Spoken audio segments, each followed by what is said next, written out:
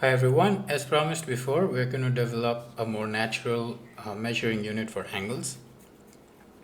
Recall that the one that we saw before is using degrees, which is quite arbitrary because we say one full rotation equals 360 degrees and then we proceed with that to get 0, 90 degrees, 180, 45, all of these to mean fractions of the circle.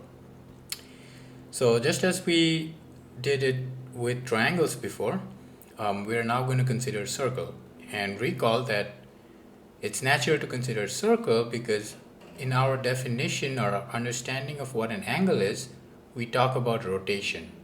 And the simplest object that comes to mind when you think of rotation is a circle. Okay. Right. So we take two circles, concentric circles, meaning they have the same center, and we draw a line. Mark these points A, B, C, and D. Now, even though the length AC, now this is not a straight line length, it's a curved length, but we can still measure it.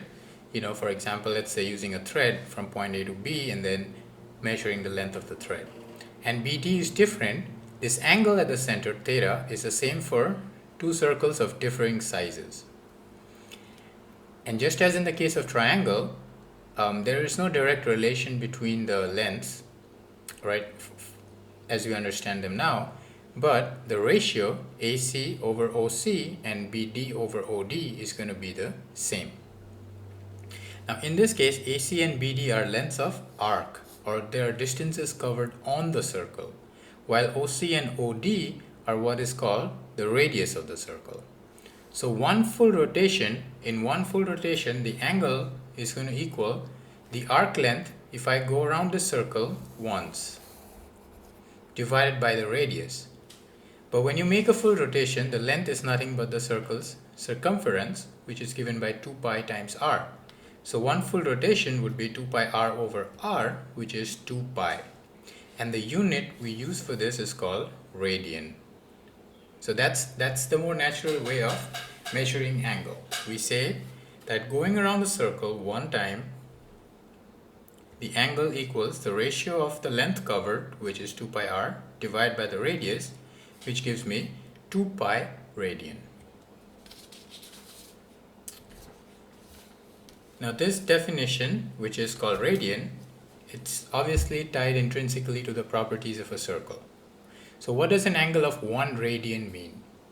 1 radian means that the ratio of the distance you covered on the circle equals the radius, which means an angle of 1 radian happens if you start at this point and you walk on the circle and you stop when you've covered a distance r on the circle. So that's not a straight line distance, but a curved distance.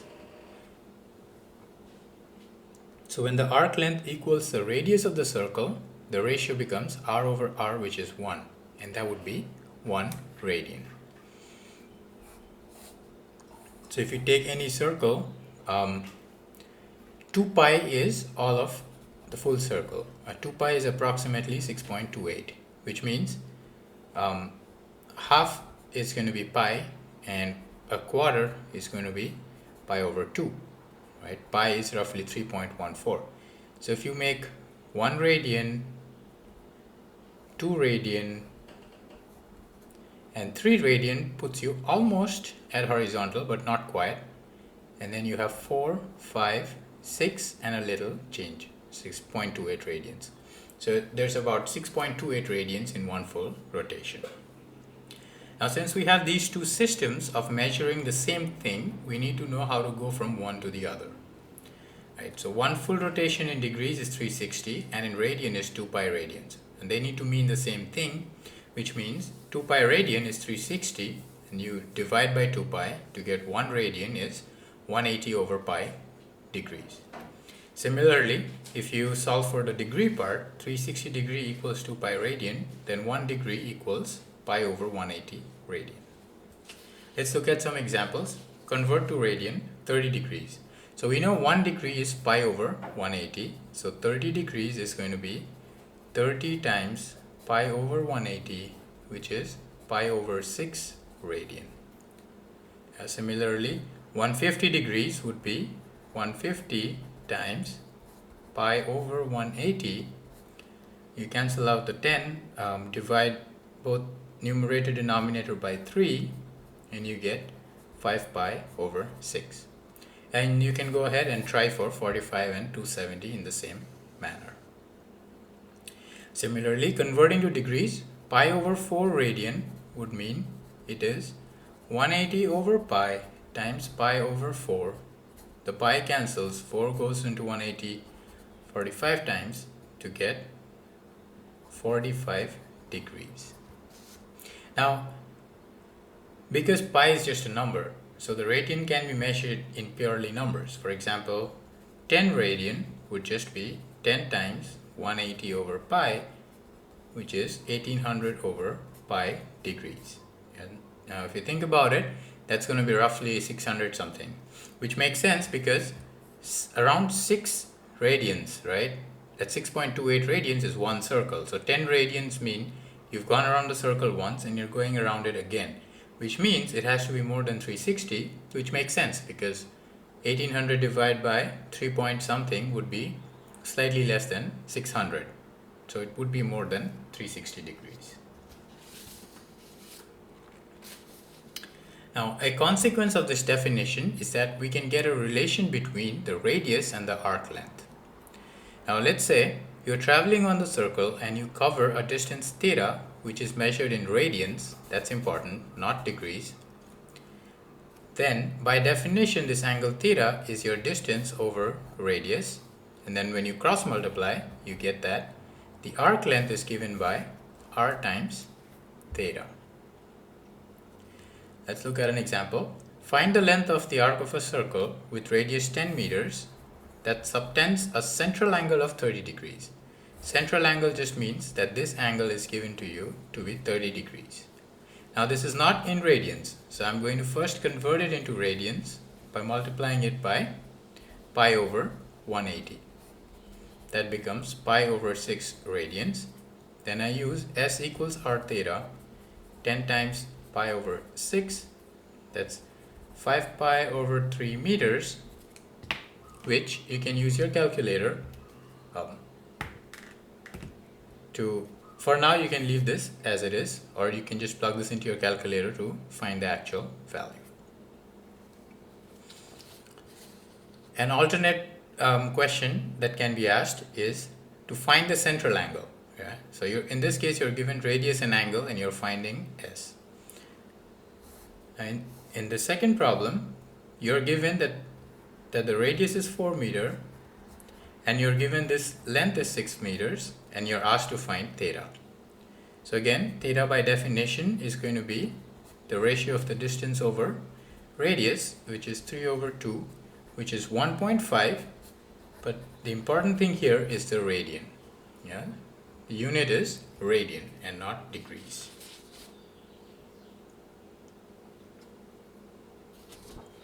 Now here's an application. Historically, there's a Greek mathematician called Eratosthenes. He measured Earth's radius, like a long time back, around between 276 195 BC, and he basically used this definition of angles and radiuses. What he did was he noticed that on a certain day the sun shone directly down a steep well in Sian.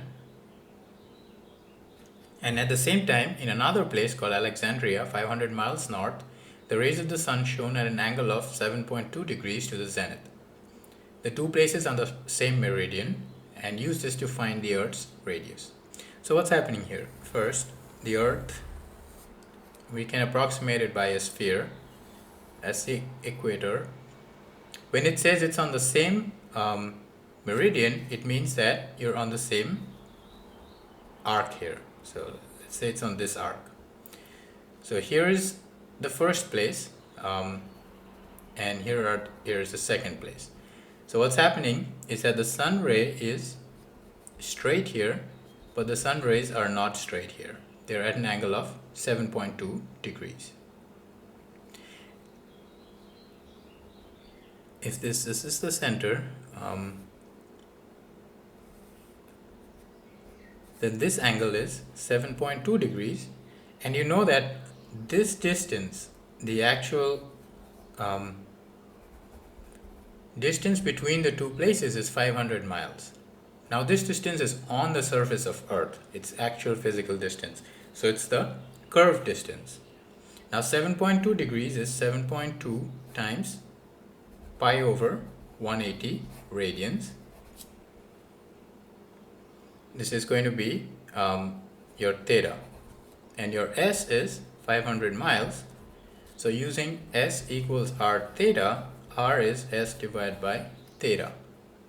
So you are able to find that this is 500 divided by 7.2 pi over 180, which is again a fraction of a fraction. So 500 divided by 7.2 pi over 180, which simplifies to 500 times 180 over 7.2 pi.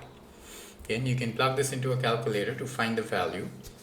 Approximately this is going to be about 22, and you divide, and just remember that the units are going to be miles because the distance between San and Alexandria was measured in miles. So very simple application which gives you a rather important measure like Earth's radius. Like that's not something you can take a tape measure and really actually measure. Okay, that's going to be where I stopped the first video. Next video we're going to talk a little bit more about angles.